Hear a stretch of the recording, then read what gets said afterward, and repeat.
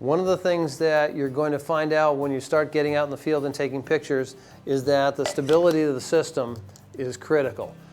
The magnifications we're dealing with here, 900 millimeters to 2300 millimeters focal length, is super sensitive to vibration.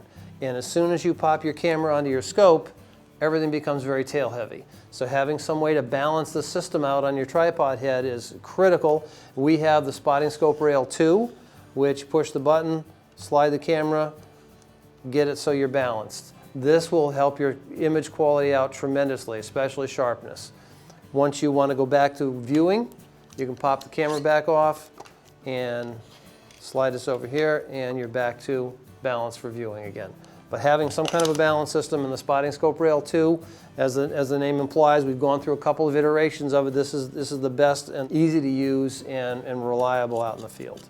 Like I mentioned before, you find the subject with your outdoor skills, whether it's a bird, whether it's a deer, whether you're going to the racetrack and taking pictures of Formula One, but you get the good pictures by your photographic skills. So hopefully if you have an SLR camera already, you know how to use it. You can always refine, and there's always things you learn about this system. And the number one thing is, with a super telephoto system like this, things are different. First thing is, we have to do manual focusing because you're focusing the scope. The camera autofocus doesn't do anything for you. When you're focusing, make sure you're critically viewing it. Now you can also view live view on your LCD screen. That's fine, whatever works for you. I prefer looking right through the viewfinder itself. And then as you're panning with your subject, you're making little subject focusing adjustments and shooting as you go.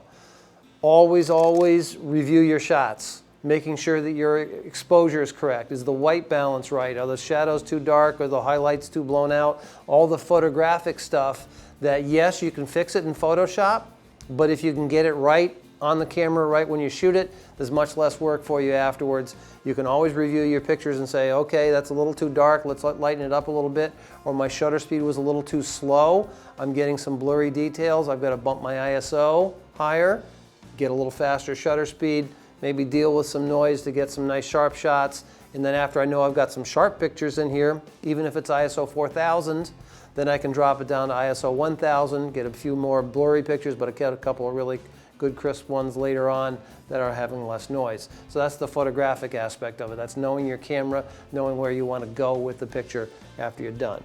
So you have your Swarovski optic spotting scope. You're loving it out in the field, looking at birds, looking at race cars, looking at deer and elk, and you say, boy, I really would like to take some great super telephoto pictures with this, because the 95 millimeter starts out as a 900 millimeter lens going to 2300 millimeters.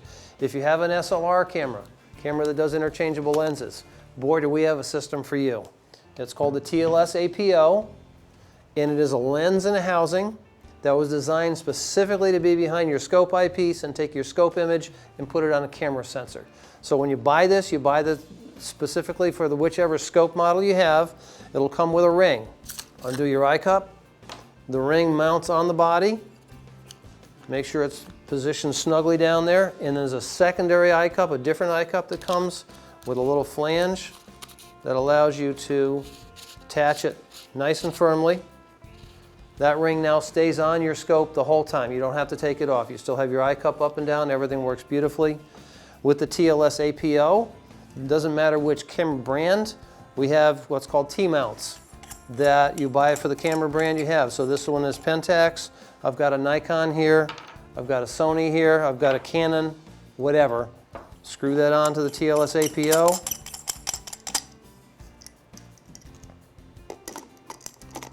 Pop it on. Now when you're looking through your scope and say, oh my gosh, I've got to get a picture of that, it's that simple. Slide it on, lock it in place, it's perfectly positioned, everything works beautifully. Now you're just looking through your scope, focusing, and take your shots. Once you've got it on the scope itself, there's a couple of considerations to be had. When you're viewing, you want to have your scope set up so that it's balanced, obviously, so it swings back and forth nicely. As soon as I put my camera on here, everything becomes very tail heavy. If I'm trying to hand hold this thing and stabilize it, I can't. Every little tiny vibration that I'm putting into it by holding is going to show up in terms of unsharp pictures. Have something like the Spotting Scope Rail 2, which allows you to balance There we go. Allows you to balance the scope and the camera on top of your tripod head. That will give you much sharper pictures, give you a lot better stability and better detail. So as you're panning around, if you want to do some photographic stuff, turn the lock knob, slide the camera up for verticals. You can go horizontal to vertical very easily. We've got a nice little system. If you don't have the lock button totally unlocked, even if you accidentally turn the scope upside down, it's not going to come off. You have to unscrew this absolutely all the way out to the back in order for it to come out. Everything is now designed to work together seamlessly, because what you don't want to have to be doing is fiddling with the equipment while you're paying attention to whatever your subject is doing. Now you're doing photography. It just so happens that you're using an ultra telephoto spotting scope system and not a 400mm lens.